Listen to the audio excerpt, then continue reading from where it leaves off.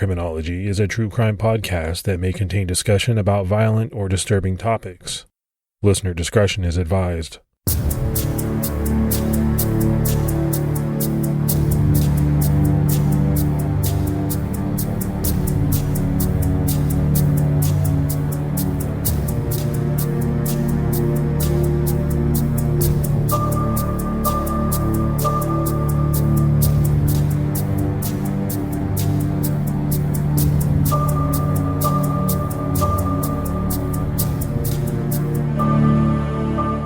Hello, everyone, and welcome to episode 297 of the Criminology podcast. I'm Mike Ferguson.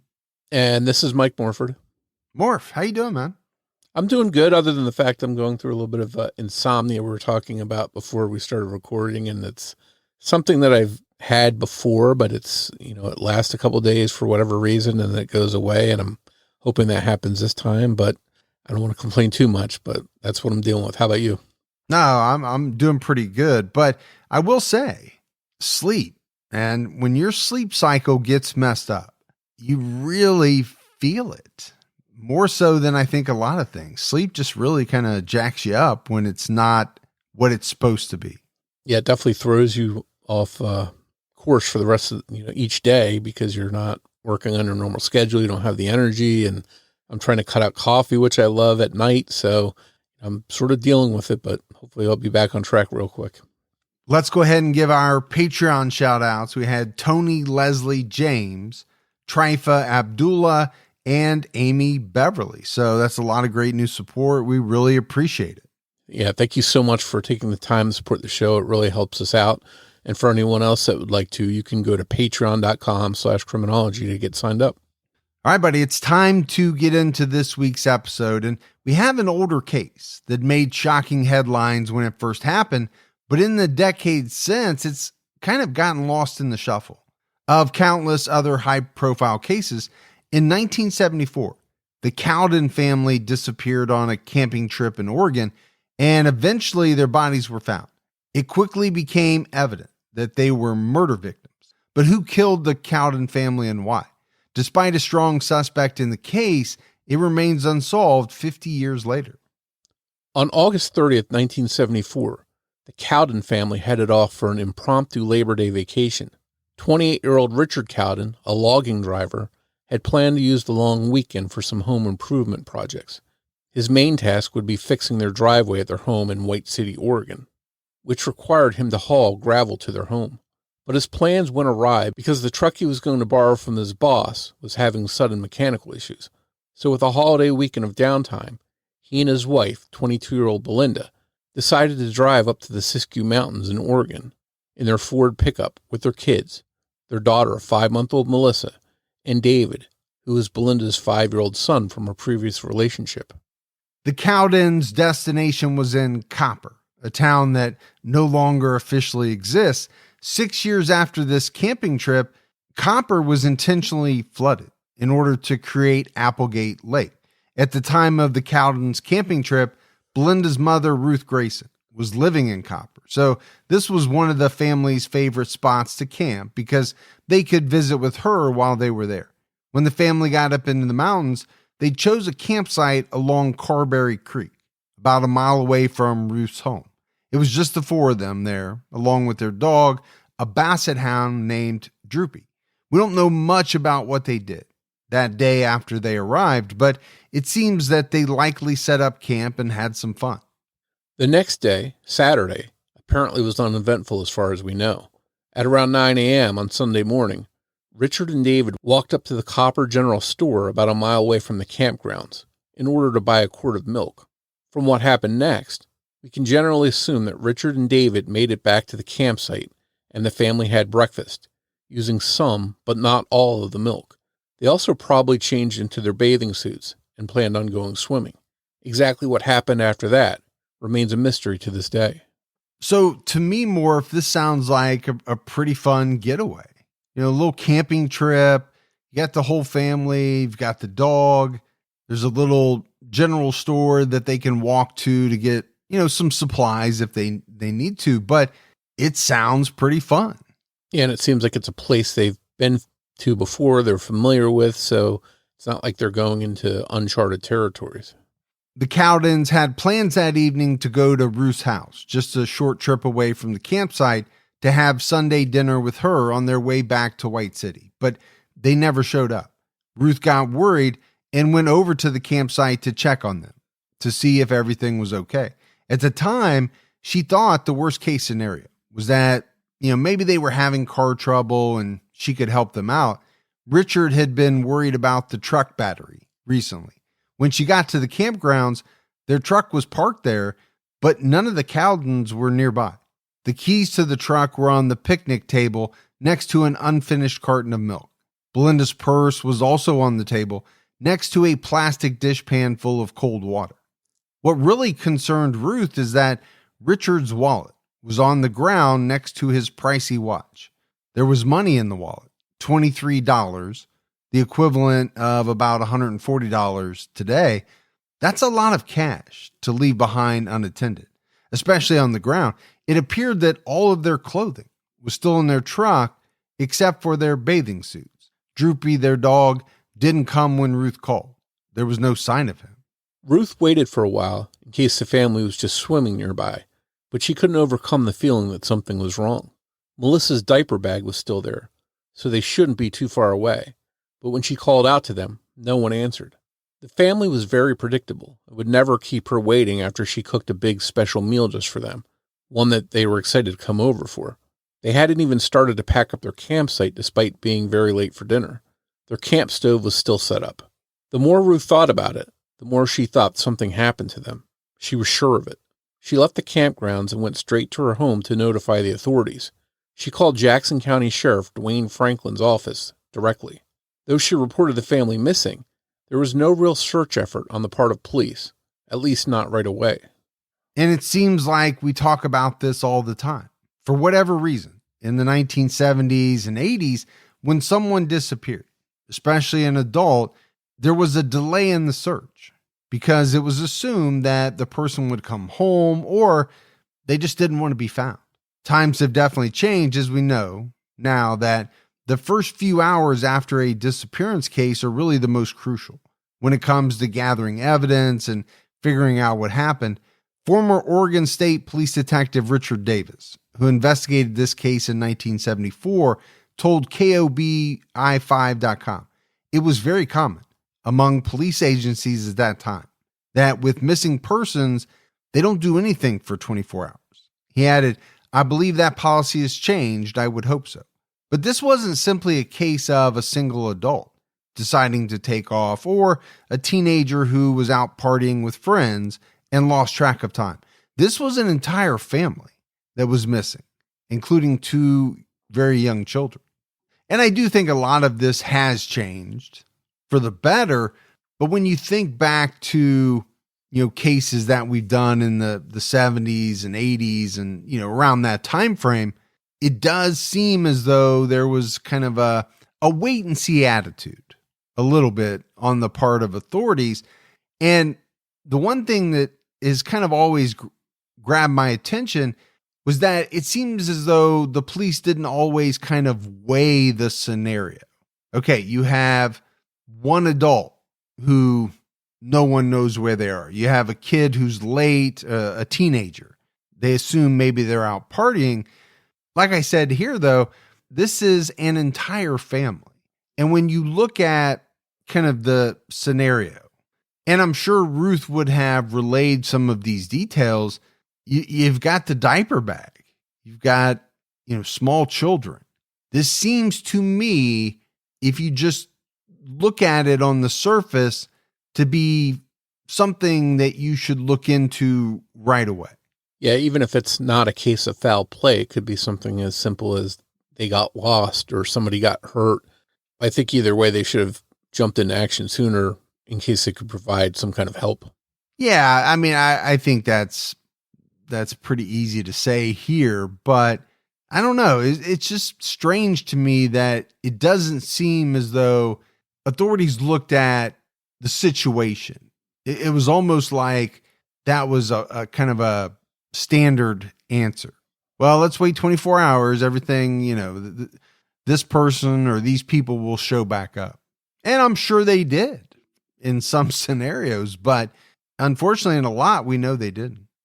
Early on Monday morning, Labor Day, a dog was scratching at the door of the Copper General Store. It turned out to be Droopy, the Cowden's basset hound. He had made his way back to the general store alone. This was when it really became clear that the Cowden family had met some type of harm, and the authorities scoured the Cowden's campsite for clues. But they didn't find many. There were no footprints, no tire tracks, no blood, no ransom note. All they really had was Droopy, the dog, left to fend for himself, and whatever he knew, he wasn't sharing. This all changed the urgency for authorities, and they felt the family were victims of an abduction. Richard Davis told KOBI-5 they were abducted during the day between 8 o'clock and 5. That's an assumption that I make because I doubt they would have left willingly. He added, "We got some of the strangest, most bizarre calls, tips, where they were and what they were doing. They were seen in Seattle. They were seen in San Francisco. They weren't." None of the leads or tips police received panned out. Okay, so authorities are into it at this point, and they're getting a lot of leads and tips, and it sounds like sightings. And this is another thing that fascinates me in cases where, people call in, and I'm sure a lot of these people mean well, and they believe what they're telling the authorities. Now, a lot of times it turns out to be incorrect, but Seattle, San Francisco, these are not real close together. And I think the police had to at least check them out to see if the sightings were credible. But at the same time, how likely would it be that the family would just take off on foot, leaving all their belongings, their car, everything else behind, and wind up in one of these other cities far away? It just doesn't seem like it would be very likely at all. No, it doesn't seem like it, but that's kind of the double-edged sword, right? You want, as the police, all of the tips you can get. Unfortunately, you have to check tips out, and that does take away from maybe doing other things. Police tried everything to find the Cowden family, even things that seemed somewhat pointless. Areas were searched and then researched, even places where it seemed that it would be difficult for a family on foot to get to. Richard Davis told KOBI-5 searchers would go up on the Applegate and look for buzzards because buzzards will lead us to a body. This was in January. Buzzards are migratory birds. There hadn't been one in the Rogue Valley, Applegate Valley, since early November. If the buzzards weren't around at all, they wouldn't be able to lead anyone to the Cowden family. The lack of any buzzards was both a relief for police and a problem. It could mean that the family was alive, but if they were out there dead someplace, perhaps searchers had missed the right spot. On April 12, 1975, almost 8 months after the Cowden family vanished, and about 7 miles from their campsite, 2 men on a hike to prospect for gold came across a human skull laying out in the open. There was no mistaking what it was. As they scanned the surrounding area for the rest of the remains, they spotted a headless body tied to a tree. At that moment, they raced to get police. After getting the news, Detective Davis didn't waste any time calling in reinforcements. He told KOBI-5, "Right then, I mobilized everyone I can get. I need help. I'm one man. I can't search the forest. I need help." About 100 feet away, in a cave, searchers found 3 more bodies, a woman, a child, and an infant. The bodies had been hidden inside the cave, which had been sealed off from the outside with large rocks. In the minds of police, these were clearly the bodies of the missing Cowden family, and later a medical examiner would confirm that. And this happens a lot in some of the stories that we do where, people are going along doing something and they stumble across human remains. And I think most of the time people would call that in, obviously, to police and say, "Hey, here's what I found." But I think this scenario is very much different. When you find remains that are tied around a tree, I think right away, you know that something really bad happened. And it always seems that it's hunters, prospectors, campers, people that are sort of out of the way where people usually don't go, that are the ones that find these bodies, and makes you wonder how many other bodies are out there that somehow just people never stumble across. But, in these cases where there are remains found that just so happens that the people are in the right area. Yeah, well, the chances of me finding a dead body are pretty slim. I don't do a lot of hiking. I'm not a hunter, so I'm not going to be most of the time in out of the way places. 5-year-old David had been killed by a .22 rifle, and so had his mom, Belinda. Whoever had attacked the Cowdens apparently couldn't bear to shoot an infant, and instead chose to brutally bludgeon baby Melissa. It was unclear how exactly Richard died, but the fact that he had apparently been left tied to a tree certainly paints some vivid pictures of what could have happened to him. The medical examiner, although he couldn't prove it, felt that Richard was likely shot, and that later his head was removed by scavengers. Police were left to consider the clues in the crime scene. This area was 7 miles upstream from the family's campsite along Carberry Creek. Had they walked there or been driven there? Police didn't know. One .22 caliber bullet was recovered from the scene. This was the only clue investigators had to work with. The bullet had been fired from a Marlin brand rifle. After news of the discovery was made public, authorities received a call from one of the volunteer searchers, who was adamant that in the weeks after the Cowdens were murdered, that he had searched that very cave where the bodies were located and found it empty. The search area was vast, something like 25 miles, and most of it was wooded. There were bound to be a few caves that searchers encountered, so police thought maybe the searcher was mistaken. However, investigators wanted to rule out any possibility of yet another unknown crime scene, so they asked the volunteer searcher to show them the precise location he was talking about, to see if he indeed had searched the same cave. In the Ann Rule book, But I Trusted You and Other True Cases, Lieutenant Mark Keyser, lead investigator on the case, said, "I asked him to take us to the cave he meant to make sure we were talking about the same thing. And he did. He brought them to the cave where the bodies were found." So now police had to wonder whether the Cowden family's killer had moved their bodies to where they were found sometime after searchers had looked in that area. If there was another crime scene out there someplace, finding it would be like finding a needle in a haystack. While police didn't know where exactly the Cowdens had been killed, they had some idea about who may have done it. One man on the mind of authorities as a possible suspect was Dwain Lee Little, and he was a lifelong Oregon resident, though he had spent some of those years at the Oregon State Penitentiary. In 1966, Little was convicted of murder. On November 2nd, 1964, when he was just 15 years old, he killed 16-year-old Orla Faye Phipps in Cedar Flat, east of Springfield, Oregon. She went out to ride her horse like she did daily, but she hadn't returned by the evening in time for dinner, which made her parents worry that she may have gotten hurt during a ride. Her parents and neighbors started to search for her along the route she would normally ride in the woods. 21-year-old Roy Stuckey, a neighbor, found her horse, but there was no sign of Orla. Her parents went to the police, who sent a search party. Stuckey continued to search with them, and he was the one who ended up finding her body. She was lying on her back, still clothed, but with many rips in her clothing. She had been stabbed multiple times, and her throat was violently slashed. The medical examiner determined that Orla had been sexually assaulted after she was killed. After Orla's murder, the authorities canvassed the area and asked for samples of blood from the men living in the neighborhood. This included the Little family and 15-year-old Dwain, whose mother allowed him to provide the sample. Little and Orla's brother had once been friends, but they had fallen out of touch and stopped hanging out. At the time of the murder, he attended Springfield Junior Academy just outside of Eugene, Oregon.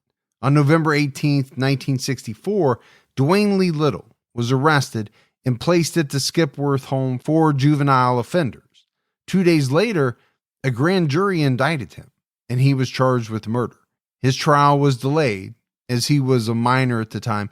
Eventually, the Supreme Court of Oregon ruled that he could be tried as an adult. His parents and his grandparents began to sell their belongings and assets to help pay for a proper defense for him. His girlfriend, who was just 13 years old when Orla was killed, still supported him too. Her family gave the Littles $1,500 for his defense. That's a lot of money back then. It's like handing someone $14,000 today. So no doubt, Little had quite a bit of support. His parents and his grandparents were in his camp, and that's pretty normal, right? You're going to support your child, your grandchild, but his girlfriend's parents giving what back then was a lot of money to help in his defense, they must have supported him as well. Yeah, what I find interesting is that they rounded up a suspect pretty quickly, and we don't know all the details and all the evidence against Little, but it seems like they were looking at his blood type. Obviously, they didn't have DNA back then, so maybe all they had was a blood type. And it seems like just based on that little bit of information, it was enough to sort of make a case against him. Well, it seems strange that they would be able to make a case just on blood type alone. I'm not ruling it out. But like you said, the facts about his case are pretty hard to find. I did find it interesting that his mother allowed him to provide the sample. My thought is she probably had no idea or thought, yeah, let's rule him out because obviously my son wouldn't have done this. Little was actually interrogated, though, by a psychiatrist and a physician, not by detectives, after he was injected with sodium pentothal, one of the many drugs also known as a truth serum. Despite the large sum of money donated to him, none of it helped Little at all. On February 10, 1966, he was found guilty of the murder of Orla Phipps. 1 day later, he was sentenced to life in prison by Lane County Circuit Judge Roland Rodman. He was 17 at the time, the youngest prisoner ever inside the facility. Those at the prison, both staff and other prisoners, actually looked out for him due to his young age. When Little was just 7 years old, he was in an accident where he was hit in the head with a baseball bat.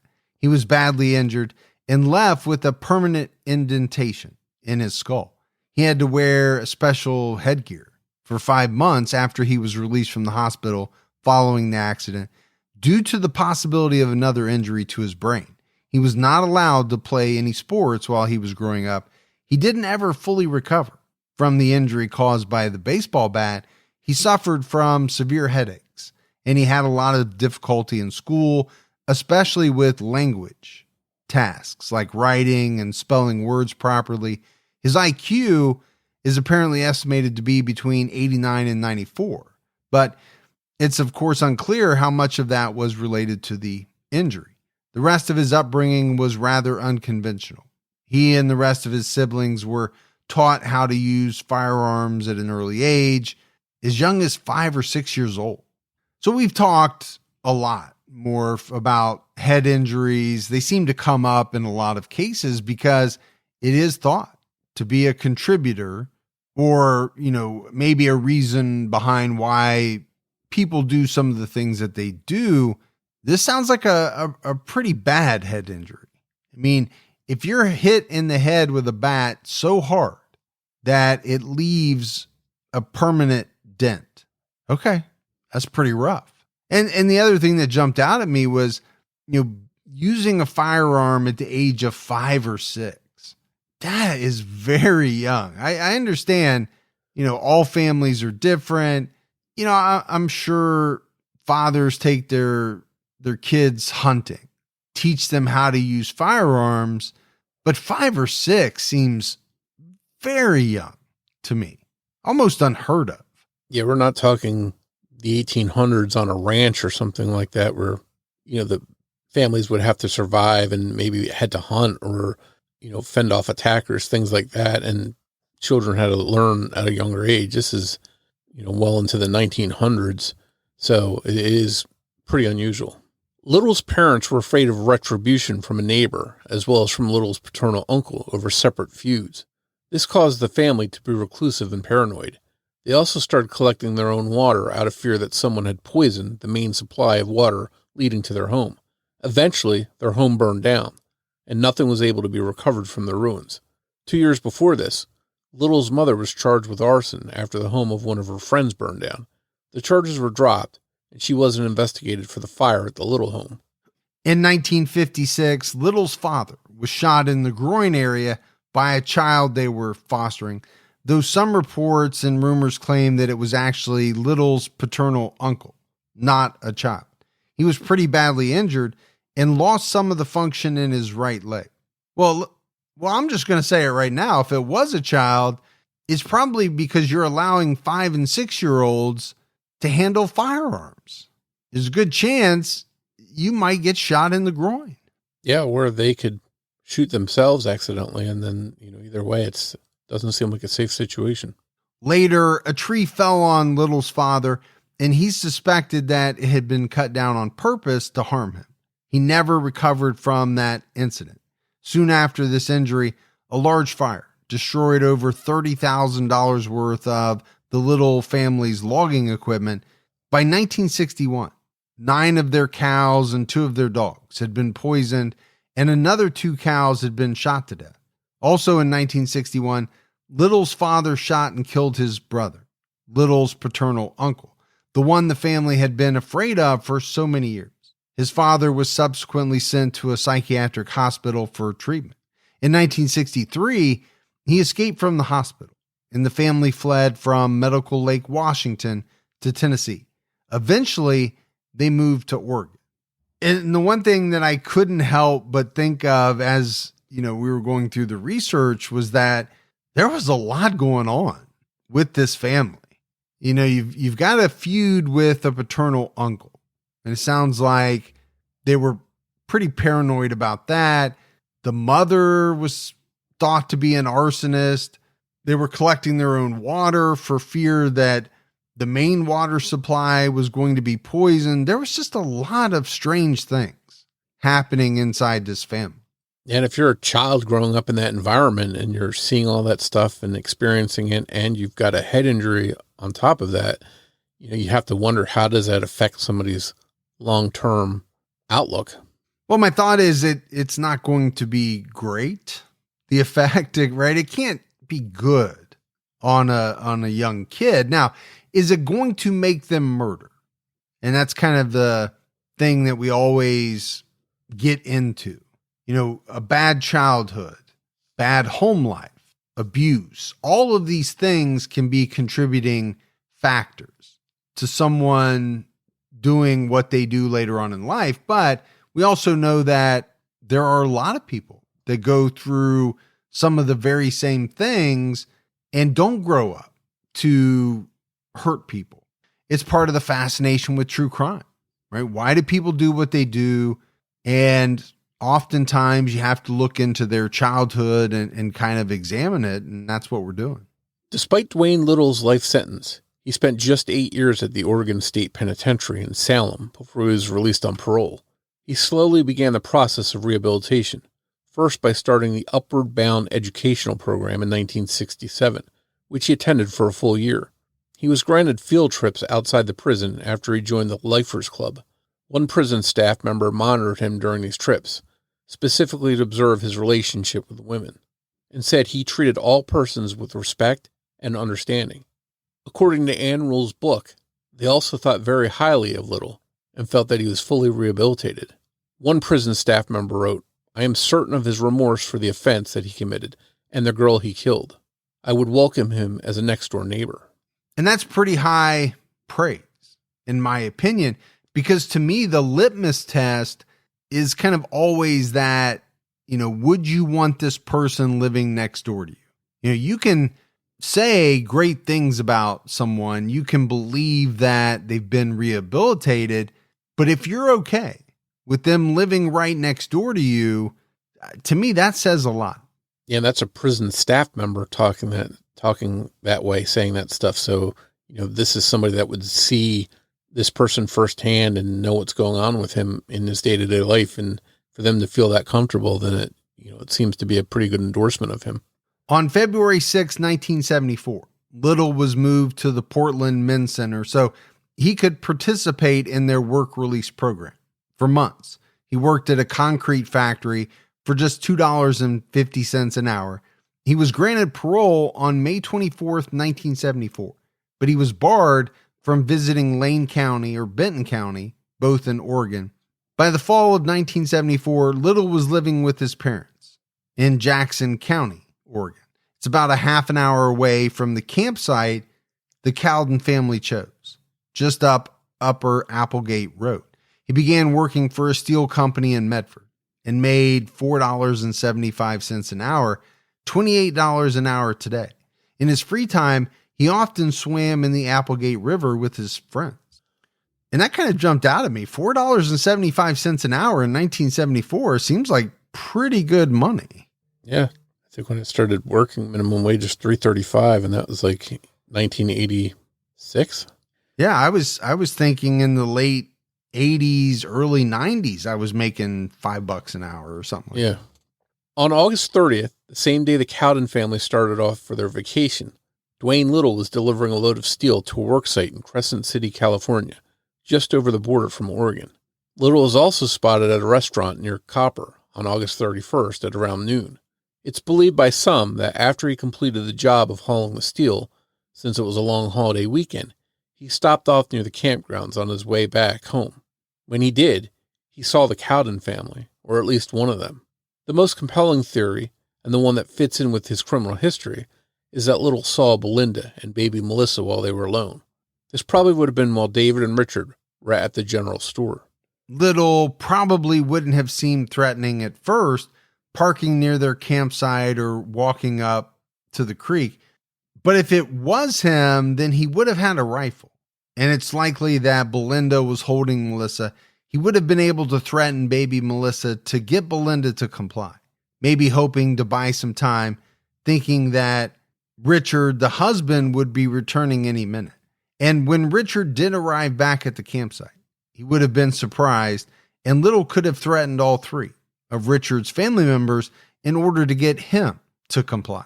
In the Ann Rule book we mentioned earlier, Richard's brother Wes said, "I'm sure things were out of control before he even knew there was a problem.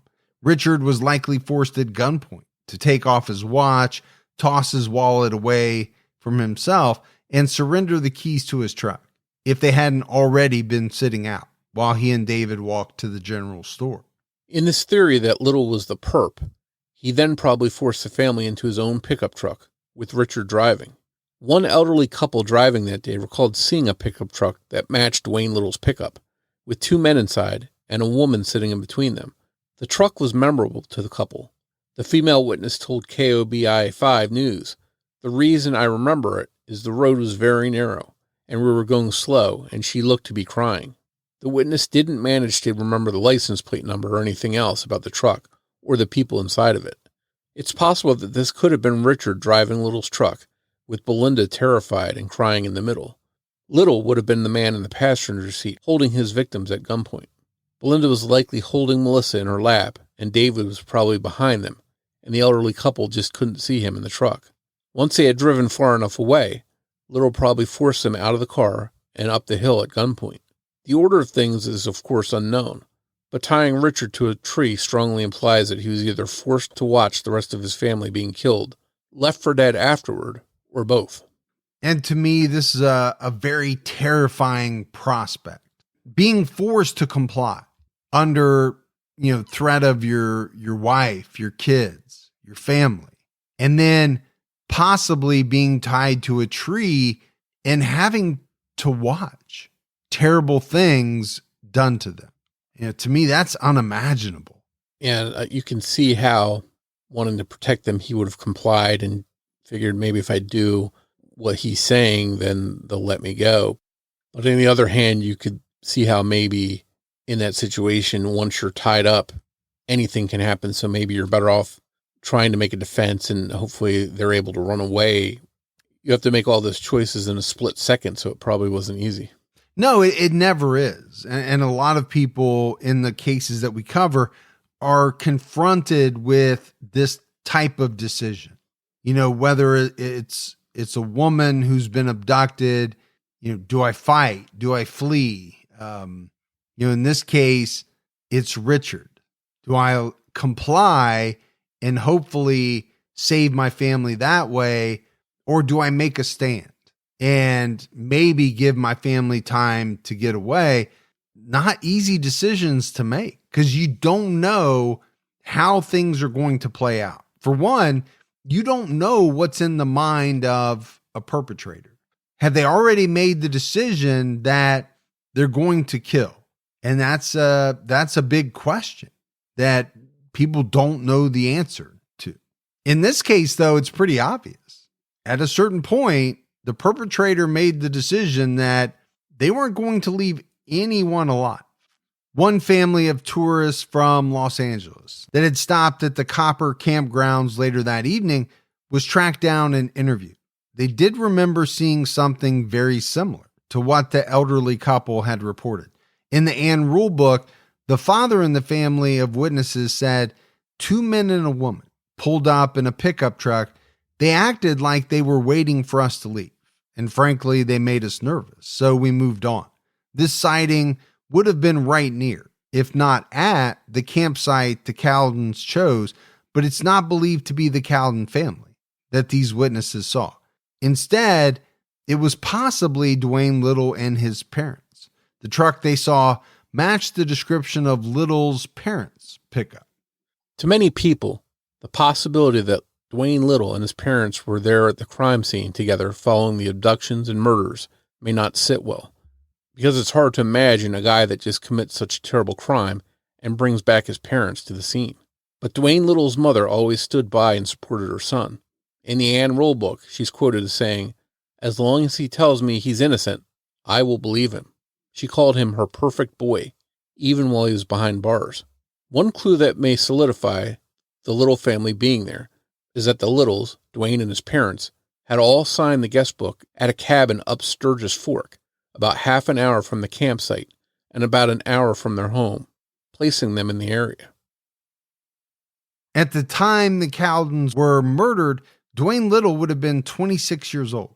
Investigators brought him in for questioning, but he claimed to know nothing about the disappearance of or murder of the Cowden family. He claimed that he had taken the longest route home from Crescent City, conveniently avoiding the shorter, direct route that went straight through Copper. When investigators realized that Little's mother had purchased a Marlin .22 caliber rifle, the same kind of rifle used to kill the Cowdens, they got a search warrant for her home. The rifle was not there. They also searched the Little's pickup truck and found nothing, though they felt that it was too clean, as if he had spent a lot of time cleaning it out, perhaps to get rid of evidence. In January 1975, Dwain Little was arrested for having possession of a firearm. His girlfriend had gotten upset with him over suspicions of cheating and decided to inform the police that she had not only seen Little with a .22 caliber pistol, but that they had used it together to go target shooting. This arrest was the only way investigators could think of to be able to speak to Little again. He refused to cooperate with the investigation into the Cowden family murders. Detective Davis told KOBI 5 News, "I told him, you take a polygraph, and I had a polygraph examiner standing by, and you take a polygraph on account of the murdered Cowden family, although the polygraph I can't use in court. You take the polygraph, I'll dismiss this gun charge." And he said no. He was basically presented with a choice between being sent to prison for the firearm violation or cooperating by taking a polygraph examination, and in exchange, having the felon in possession charge disappear. Still, Little refused. His parole was revoked in May 1975, and he was sent back to prison for the violation. While in prison, as he was the first time behind bars, he was a model prisoner. And I think, Morf, you have to take a look at this deal and then ask the question, why wouldn't Dwain Little take this polygraph examination? I mean, this is a good deal. All you have to do in order to not go back to prison is take a polygraph. Well, it kind of makes people think there's only one reason why he wouldn't want to take the polygraph, and it's because he knew that he was going to fail. And he would rather have his parole revoked than give the authorities, ammunition against him for these murders. Yeah, he had to be worried about what that polygraph test would reveal in relation to the Cowdens if he was willing to go back to prison over it. Yeah, because we see time and time again, most people are willing to do anything, including committing very serious crimes, just to avoid going back to prison. And here, all you have to do is take a test, a polygraph. So I think that tells you something. Now, does it mean conclusively that he was the killer? No, absolutely not. But when you put all these things together, it's pretty easy to see why many people point to Dwain Little as the most probable suspect. In 1976, another inmate who was housed with Little contacted authorities to tell them that Little had confessed to him that he had killed the Cowden family. Most jailhouse informants aren't believed, but this one not only passed a polygraph test, but he also offered to lead investigators to a hidden stash of weapons that were going to be used in an upcoming prison break. This would obviously come at a great risk to the inmate who would be trapped with the men he snitched on. There was really no reason for him to lie. Authorities expected to be able to take this new information to a grand jury in Jackson County and hoped that they would return an indictment so that Little could be arrested and charged with the Cowden family murders. It's unclear whether no indictment was returned or whether the case was ever even presented to a grand jury, but Little was never charged with the 4 Cowden family murders. On April 26, 1977, Dwain Little was granted parole again. Little got married in 1975 and would live with his wife and her family in Hillsboro, Oregon, where he had a job lined up at a potato chip factory. So I want to take a step back here, Morf, and we talked about, Dwain refusing to take the polygraph. Well, it turns out that he didn't even do 2 more years in jail. So was it that bad of an idea not to take the polygraph? This is assuming that, he was guilty. He was involved in the murders. And then the other thing is that he gets married in prison. He comes out after parole with a wife, a place to live, and a job. This guy seemingly had no problem finding job. It seems like a perfect opportunity to have a second chance and get back on the right track. And it seemed he really dodged a bullet in not being indicted by this grand jury they were trying to set up, because he easily could have been, battling a murder charge had that happened. And that takes me back to my original question, which was, maybe it was smarter than we originally thought not to take the polygraph test. The one thing I wonder is if Dwain Little himself decided not to take that polygraph, or if he was given that advice by another inmate or his attorney. Either way, it seemed to have been to his benefit not to take that polygraph. Yeah, it absolutely does. And I thought that he was really, taking a big chance. But okay, less than 2 years additional in prison. Maybe it did really work out in his favor. On June 2nd, 1980, a 23-year-old woman given the pseudonym Margie Hunter in Ann Rule's book was experiencing car trouble. She was broken down on the side of the road near Portland when Dwain Little spotted her. Margie, who was pregnant at the time, gratefully accepted his help and his offer of a ride. They were both living in Tigard, Oregon at the time. When she was inside his vehicle, Little attacked her, beating her, and attempted to sexually assault her. He also had a knife which he used to cut her arms and legs during the attack, but she was able to escape him by jumping from the moving car. She survived the jump and the fall down the embankment on the side of the highway. Her unborn baby also survived the ordeal. She was able to go for help and report the attack to police. Thankfully, Margie was also able to identify her attacker. Dwain Little was arrested and charged with attempted murder. And this is one thing that I wanted to touch on, but I wanted to wait till we got to this point.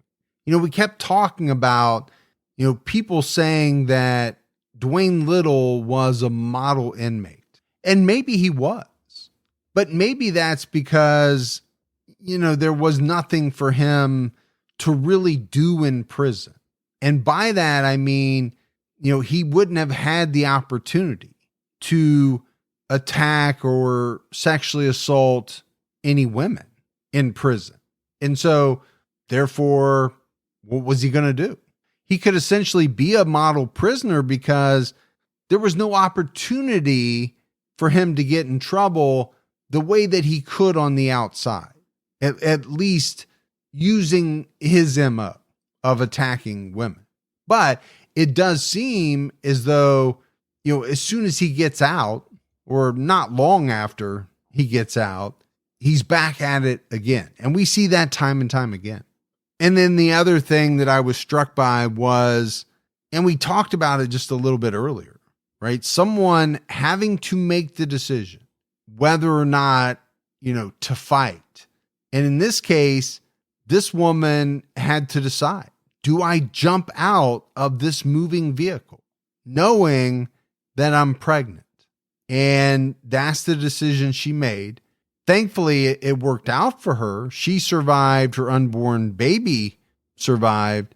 These descriptions of people making the decision to fight or, to jump out of a car. I mean, it gives me chills thinking what this woman went through and what she ultimately did to survive. It was later revealed that this attack on Margie Hunter may not have been completely random. Little may have been stalking Margie and waiting for a situation like this, just waiting for her to be helpless and stranded so he could, quote unquote, rescue her. A 1979 Christmas card from the company Margie worked at, Metalcraft, featured a photo of all of the company's employees. Standing directly next to Margie was Dwain Little. Investigators believe he had become interested in her at work and began learning about her, including where she lived and would often drive. He apparently had no reason to be driving on Old Highway 99 the day Margie's car broke down. Dwain Little was found guilty and sentenced to 20 years for kidnapping, 20 years for sexual assault, and another 20 years for attempted murder. Each of the sentences carried a 10-year minimum. This time, Dwain Little had 30 years minimum before he could hope to try and earn parole. At sentencing, the judge said sternly to Dwain Little, "2 victims are enough, Mr. Little, and I'm not going to chance a 3rd victim." It's not clear how many victims Little does actually have. Many consider him the killer of the Cowden family, which would bring the known total of his victims to 6, including Margie Hunter, who lived. But there could be more. When talking about Little to KOBI 5 News, Detective Davis said, "People's lives, other people's lives to him are absolutely of no concern. He wants what he wants, and if I have to kill her to get it, that's the way it is." At one point, Davis contacted convicted murderer Russell Obremski, who was at the Oregon State Pen with Little, to see if he had heard anything or if he had any ideas on how to make Little talk about his crimes. Detective Davis said Obremski was open about other things, but when I got to Dwain Little, he says, "You're wasting your time. Dwain Little is going to say nothing to anybody. Never. He doesn't say nothing to nobody." Although Detective Davis, who retired in 1992, could never officially solve the Cowden family murders, he never forgot about them, telling KOBI5, "I am ashamed. I am sorry. The Cowden family did not get justice, and I was a part of their not getting justice, and it haunts me." And I do think that, this is pretty rough on a lot of investigators, a lot of detectives. I mean, Detective Davis is saying it here. He was ashamed. He was sorry. This case haunted him.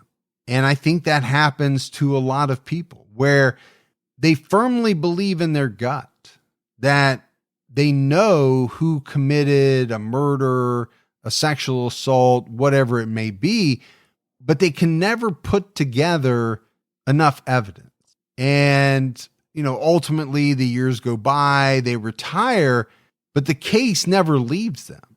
That has to be really tough. And it's sad because it's not usually a lack of effort or putting in time or, trying to build a case. It's just that one clue, that one smoking gun piece of evidence that you need to conclusively close the case. It just sometimes isn't there no matter how hard you look for it.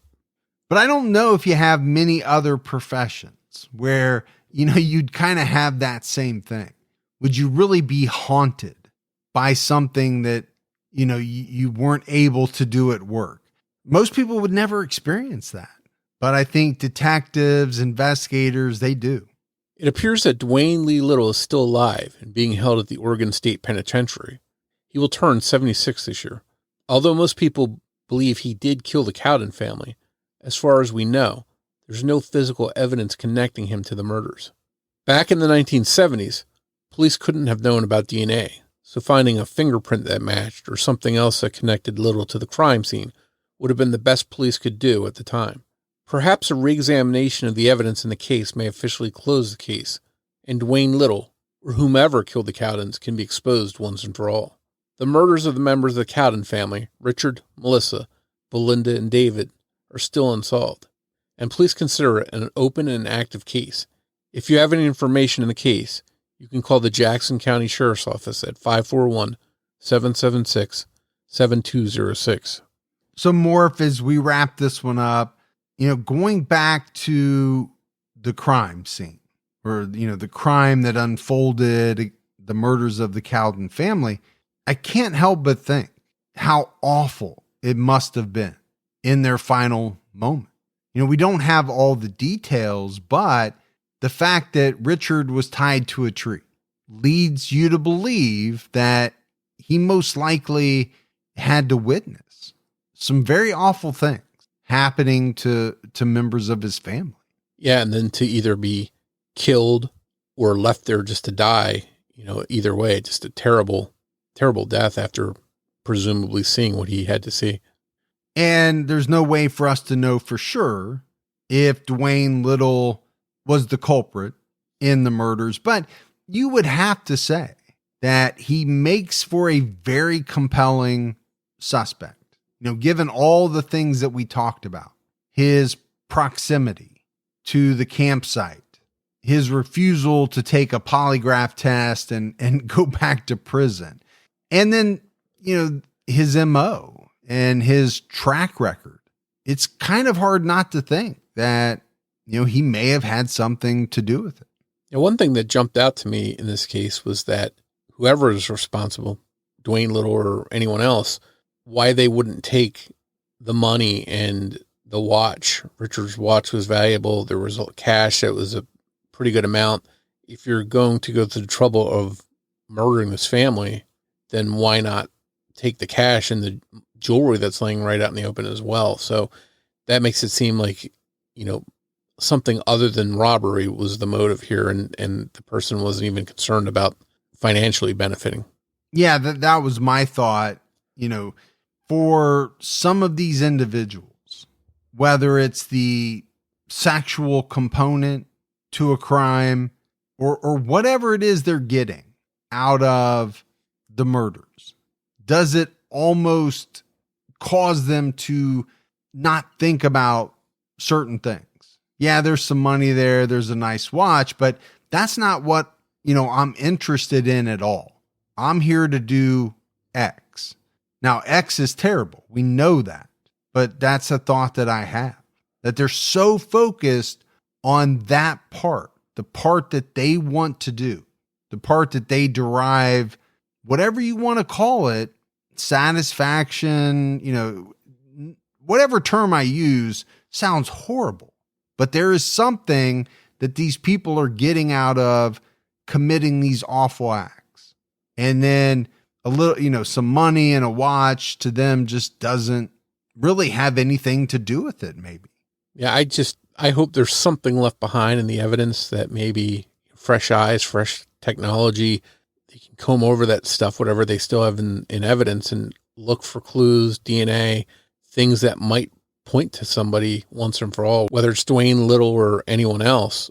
It would be nice to have a name after all this time. Even if that person's dead or in prison for something else, it would be good to close the books on this case and know who was responsible. Yeah, I think that's what, we're wanting to see in any of these unsolved cases that we do. Unfortunately, I think in some it's much harder. Now, we know they had his blood at one time, but, was it saved? Was it preserved? And what did they collect from the crime scene? You said it, this goes way back before DNA. So at the time they were collecting things, they certainly weren't thinking about the technology that we have today and what it would be able to do. And unfortunately, I do think that's a large part of these much older cases. They didn't have the knowledge of what was to come. So I think sometimes the collection techniques may have been lacking, or obviously they're not this, they weren't the same as they would be today. And the things that they would collect and keep. You think about not being able to do anything with a piece of evidence. So was it even kept? Because it may have had no value whatsoever at the time. Now, today it could be a gold mine of information, but back then it could have essentially meant nothing. And then it comes down to, even if it's kept, was it properly stored, or did it degrade over time and it couldn't even be used today to look for evidence? Yeah, so a lot of hurdles, right, in some of these older cases for sure. And that's why they go so long without being solved. But I agree with you, man, just to get a name, to get, some finality in some of these cases. And we are getting them in a lot of cases. It's amazing. But that's it for our episode on the Cowden family murders. If you love the show, but haven't done so yet, take a minute, go out, give us a 5-star rating. You can leave a review. Also, keep telling your friends. That word of mouth about the Criminology podcast really helps us out. If you want to find us on social media, we're on X with the handle @CriminologyPod. You can also find us on Facebook by going to facebook.com/criminologypodcast. And you can join our Facebook discussion group, Criminology Podcast Discussion and Fans. So that's it for another episode of Criminology, but Morf and I will be back with all of you next Saturday night with a brand new episode. So until then, for Mike and Morf, we'll talk to you next week. Take care, everyone.